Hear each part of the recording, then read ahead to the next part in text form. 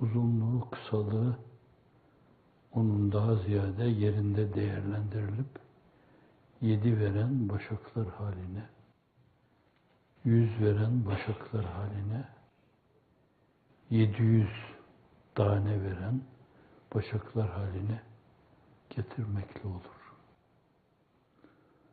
Uzun yaşamakla değil, kısa yaşamaya çok önemli şeyler sıkıştırma.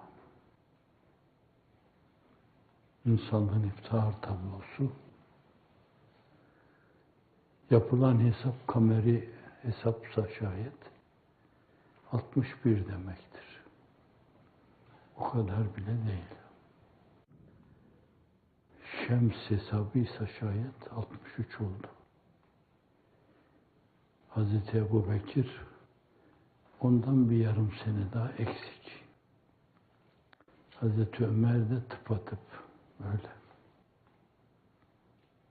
Ama hayatlarını öyle değerlendirmişler ki onun maiz ve gamidiyeli kadın için kullandığı aynı tabiri onlar için kullanabilirsiniz. Yaşadıkları hayata terettüp eden sevap, fazilet, kurbet, Allah'a yakınlık, maiyete terettüp eden eltaf-ı ilahiye bütün insanlığa dağıtılsa herkese yeter ve artar. Her birininki. Öyle bereketli bir ömür yaşamışlar. 60 sene ama 600 sene yaşamadan daha bereketli olmuş. Niyetiyle, insan samimiyetiyle, vefasıyla kısacık ömrünü o hale getirebilir. Ve böylece ebediyete liyakatini ortaya koymuş olur. Çünkü orada ebedi mutluluk söz konusu. Ebedi saadet söz konusu. Ve insan için öyle yapmakla ebediyet için yaratıldığını sergilemiş olur. İnsan ebed için yaratılmıştır. Ebedden ve ebedi zattan başka hiçbir şeyle de tatmin olmaz. 1000 sene menkıbelerde bazıları hadis olarak da rivayet ediyorlar. Evet, onun üzerinde durmayacağım. Hz. Musa'ya Azrail aleyhisselam, belki Azrail aleyhisselam nezaret edecekti de öyle mukarrebinin ervahını Cenab-ı Hak doğrudan doğruya 7 rahmetiyle kabz eder. Onun için hak dostları kendi elinle verdiğin şeyi al falan demişler. Nasıl verdinse öyle al. Çünkü hiç kimse ne Azrail, ne Mikail, ne İsrafil onun kadar merhametli olamaz. O Erhamur Rahimin, Eşfe'üş Şafi'in, Ekremül Ekremin, Azzül Aizza. Alacaksa o alsın demişler. Sen al demişler. Bu açıdan da Seyyidina Hazreti Musa, Azrail aleyhisselam gelebilir yani Cenab-ı Hak emanetini istiyor diye mesaj getirir ona. O da misyonuna bağlı olarak biraz daha der yani. Hala yontulması gerekli olan bu insanlarda çok şey var. Törpülenmeleri icap ediyor. Çünkü tih hadisesi esnasında ruhunun ufkuna yürür. Oysa ki gözünde tüllenip duran Mescid-i Aksa'nın fütuhatı vardır. Cenab-ı Hak o misyonla onu tavzif buyurmuş ve oraya yönlendirmiş.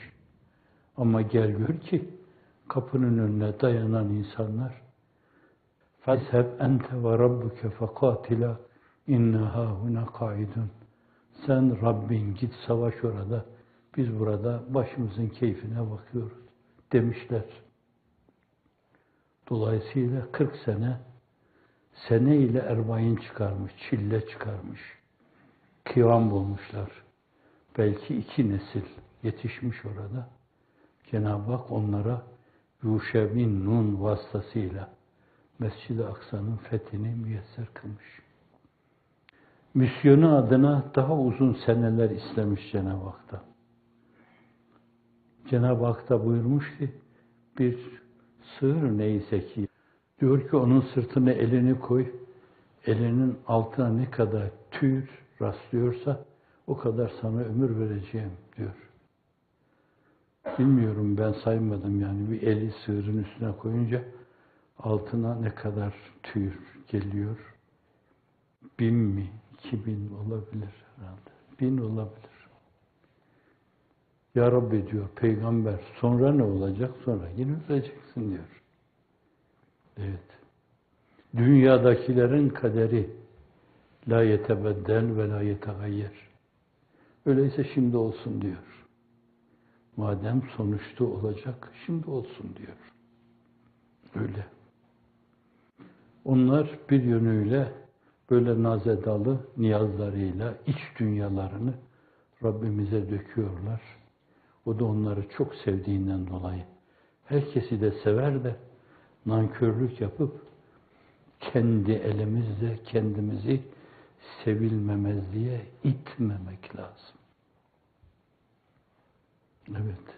Bunu Allah'a teslim ediyor. Gaye-i hayali yüksek mefkuresi Yuşa bin Nun'la o Hazreti Hızır'la görüşmeye giderken yanında götürdüğü fetası, delikanlısı, fütüvveti temsil eden, o tasavvufta da bir ıslahtır. Temsil eden bir baba yiğit. Ona müyesser oluyor. Hazreti Musa da onu görüyordur. Benim dediğim oldu, arzu ettiğim oldu veya Rabbimin beni vazifeli kıldığı, bir misyon olarak bana yüklediği şey olduğuna göre gam yemem. Siz de antiparantez, öyle düşünmez misiniz?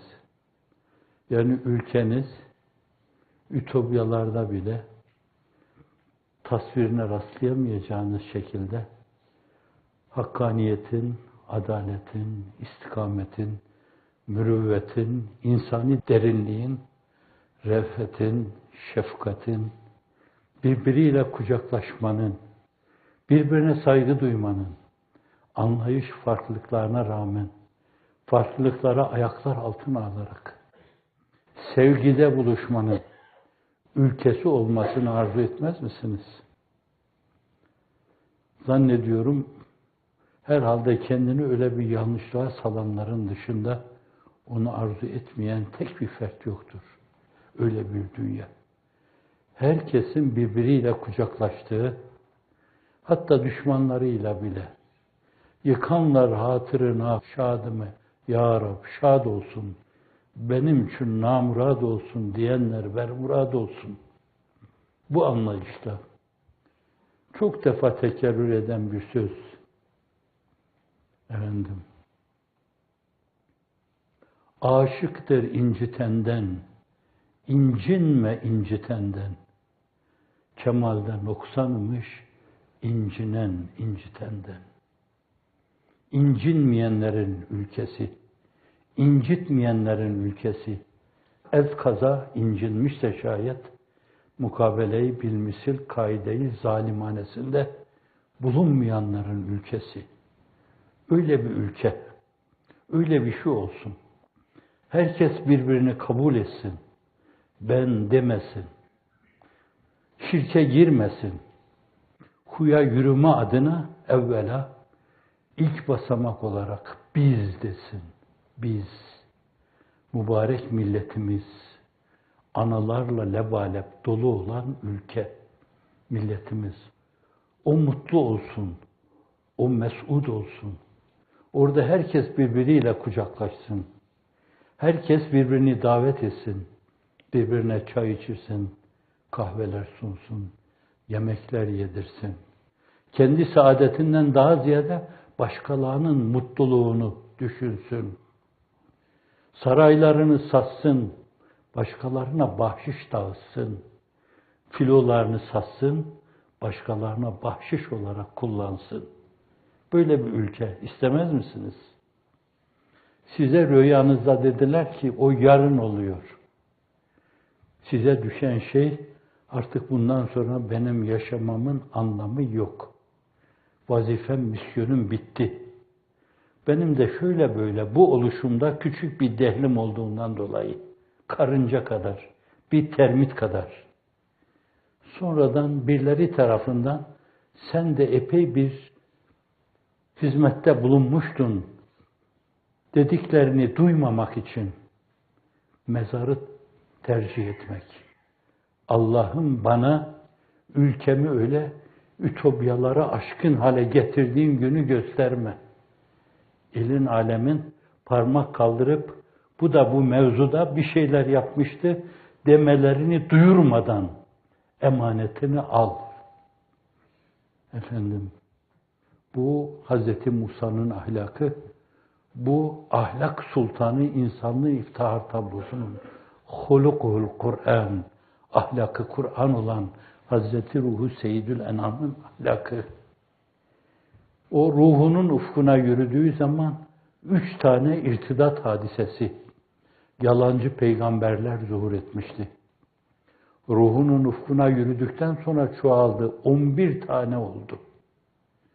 Fakat geriye dönüp Hazreti Ebubekir'in arkasında, Ömer'in arkasında, Osman'ın arkasında, Ali'nin arkasında kenetlenmiş o toplumu Allah karşısında duruyor gibi kemerbeste-i ubudiyetle en ağır vazifeleri, en ağır misyonları eda etmeye amade ve teşne bulunduğunu görünce tebessüm ederek öbür aleme yürümüştü.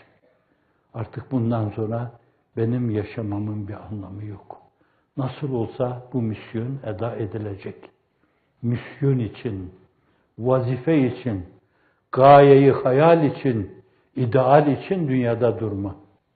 O eda ediliyorsa birileri tarafından artık benim yaşamamın anlamı kalmamış demektir. Vazifem bitti demek. Bir asker olarak bir an evvel tezkeremi doldursalar da ben de o diyarı ahire göç edip gitsem. Bir diyarı ahire göç edip gitsem. Evet, temel felsefemiz bu. Allah'ın lütfedeceği şeyleri, İstanbul'un fethini en son adım atılıncaya kadar takip etme. Kapılar aralandı, Bizanslar her birisi bir ine sindi. Tabi ine sinenler de burada gorille dönüşüyorlar. Evet öyle olmuştu birisi için. 10 sene evvel öyle olmuştu, 10 sene sonra öyle olduğunu görüyorum ben şimdi. O nasıl ola ki diye düşünüyordum. Fakat öyle olduğunu şimdi görüyorum. Her birisi bir ine siniyordu orada. Herhalde Hızır Çelebi de, Ulubatlı Hasan da, Fatih Cennet Mekan da galiba benim vazifem bitti artık. Çünkü Efendimiz sallallahu aleyhi ve sellem nimel emiru emiruha demiş. Güzel emir olmayı İstanbul'un fethine bağlamıştı. O da olduğuna göre Efendimiz sallallahu aleyhi ve sellemin iltifatı benim hayatımın bir yönüyle kafiyesi oldu. Hayatın kafiyesi konunca artık o şiir bitmiş, o güfte sona ermiş demektir. Bana artık ahirete ait güfteleri orada seslendirmek düşüyor. Efendim, ilki de onun La ilahe illallah Muhammedur Resulullah. Evet, kalbimiz bu duyguyla çarpıyor, çarpmalı, ölünceye kadar. Muvaffakiyet ve zaferlerin hayhuyunu duyabileceğimiz günlere erdirmesin. Fakat o günleri mutlaka getirsin. Mutlaka analarla dolu olan o ülkeyi sevindirsin. Ütopya yazarlarına, Ütopya meğer böyle olurmuş dedirsin.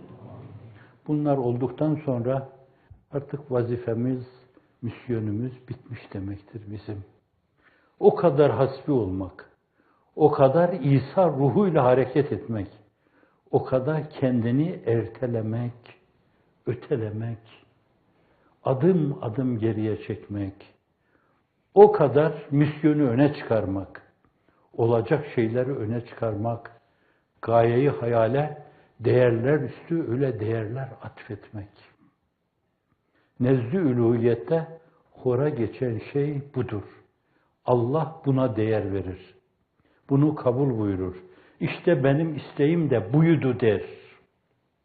Yoksa falan yerin fatihi, filan yerin bilmem nesi olarak filan, kalbiniz, sineniz o duyguyla atarak Allah'ın huzuruna giderseniz, bence beyhude havanda su dövmüş olursunuz. Yap, et, eyle ve onu elinden geliyorsa sadece ona söyle. Evet. Birisi ehli derd için diyor, ehli halini arz etmez Allah'a bile. Arz etmem halimi, hem halim olan aha bile mısrağıyla başlıyor, ehli hal derdini arz etmez Allah'a bile. Ya bir naz şeklinde, şikayet şeklinde olursa bu, o kadar ince, o kadar nazik davranır. Evet. Mesleğimizin esası bu. Birileri sizi böyle tanımamış, böyle bilememişler.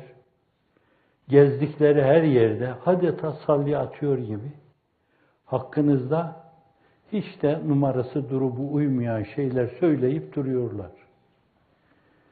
Terör mü desek bunlara, fırak-ı dalle mi desek, dinden dönmüşler mi desek, ya eyyühellezine amenu atiullah ve atiur resul ve ulul emr, kendilerini de ulul emir gördüklerinden dolayı. Oysa ki o ulemâ-i benam. Dünyayı, ukbayı makruti görüşle aynı noktada gören, değerlendiren ufuk insanlar.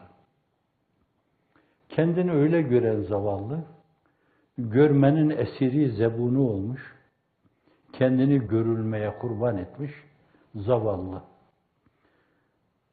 Efendim, Allah'ın o kadar teveccühüne rağmen hayatını bir müflis olarak yaşamış, öbür tarafta da müflis hadisin ifadesiyle.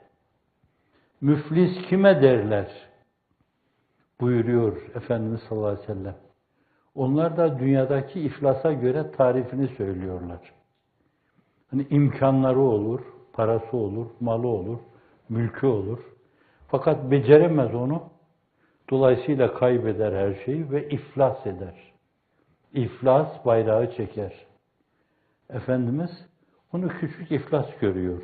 Buna küçük iflas demiyor da ama küçük iflas görüyor onu. Müflis çok önemli şeylerle öbür tarafa gider. Falanın hakkını yemiş, filana zulmetmiş, filan hakkında iftirada bulunmuş, falan hakkında yalan söylemiş, mesavi ahlak adına neler varsa hepsini yapmış. Kendisini mühlikat, mukibat akıntısına salmış, öbür tarafa müflis olarak çıkmış. Varlıkla gitmiş öbür tarafa, dünya kadar varlığı var. Karun kadar serveti var. Fakat almışlar sevabını, hasenatını elinden, vermişler hakkını yediği kimselere. Yüklemişler onun vebalini ve günahını onun sırtına. Kendi günahıyla beraber bir de başkalarının günahını sırtlanmış. İşte asıl müflis budur.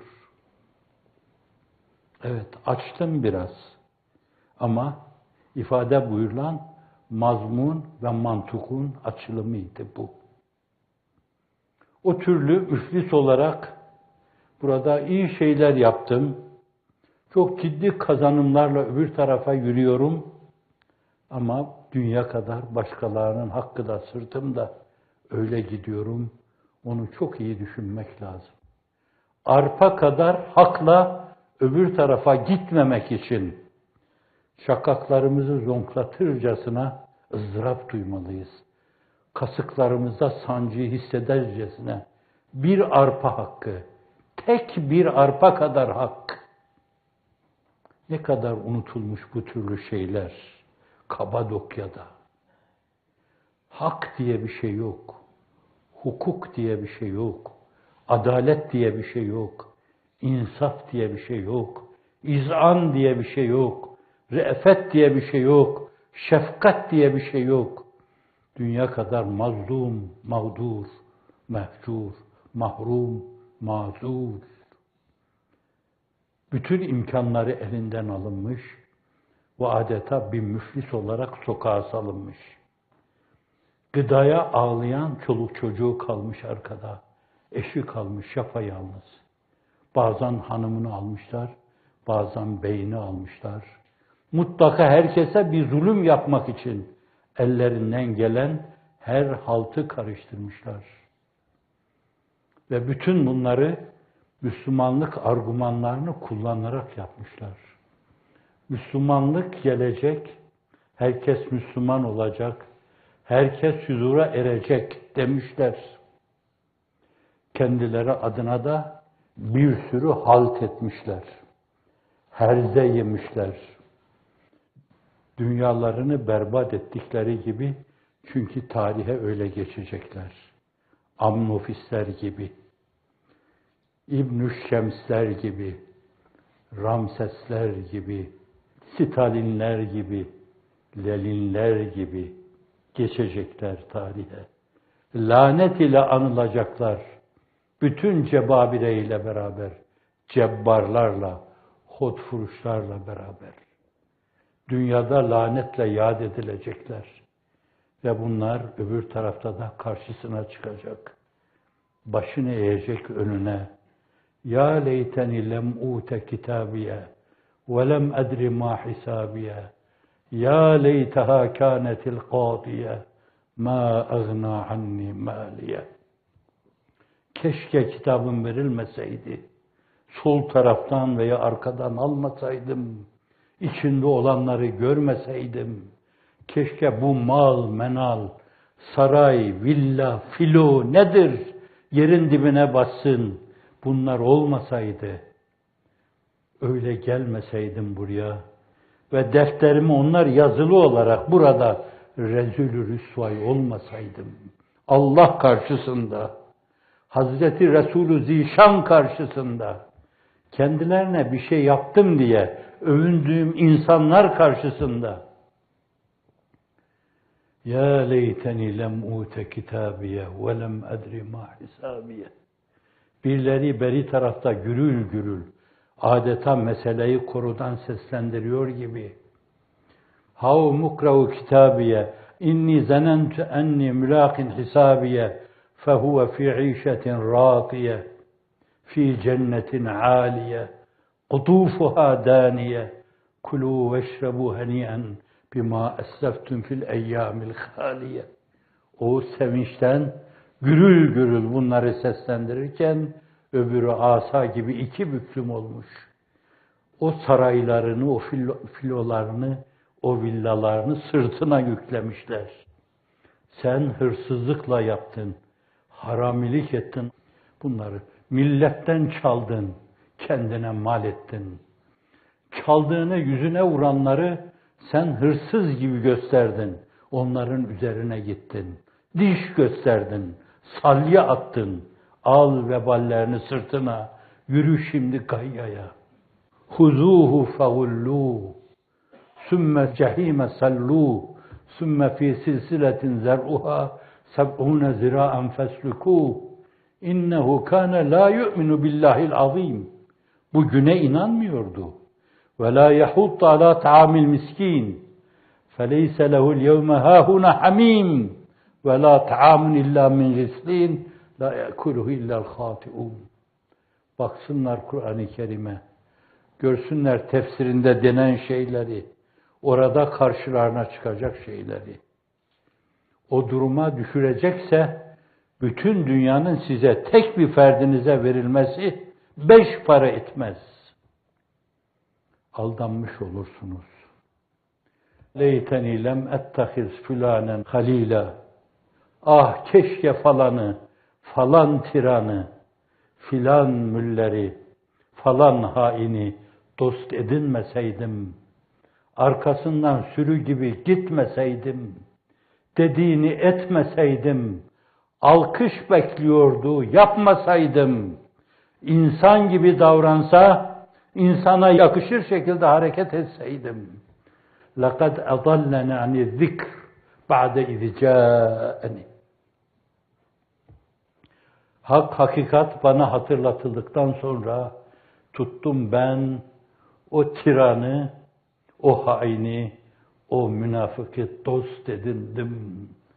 Sürüklendim, arkasından gittim. Kimseye değil, kendi kendime ettim. Bir öyle deme var, bir de böyle deme var. Ya eyyetühen nefsul mutmainne, irci'i ila rabbiki radiyeten merdiye. Ey itminana ermiş, Allah ondan razı, o Allah'tan razı. Gönül itminanı, huzuru içinde. İrci ila rabbiki, Rabbine dön. Ondan gelmiştin. İrci ila rabbiki radiyeten merdiye. Sen ondan, o da senden razı. Dön ona. Nereye döndüğünü görüyorsun. Fedhuli fi ibadi. O benim, bana has kullarımın içine dön. Vedhuli cenneti. Sonra da cennete gir. Huzuhu fagulluhu sümmel cehime salluhu. Sallayıverin cehenneme yerinde. Fedhuli fi ibadi. Vedhuli cenneti. Bunlar aynı sahnede, aynı mahşerde, aynı madele-i ulyada, mahkeme-i kübrada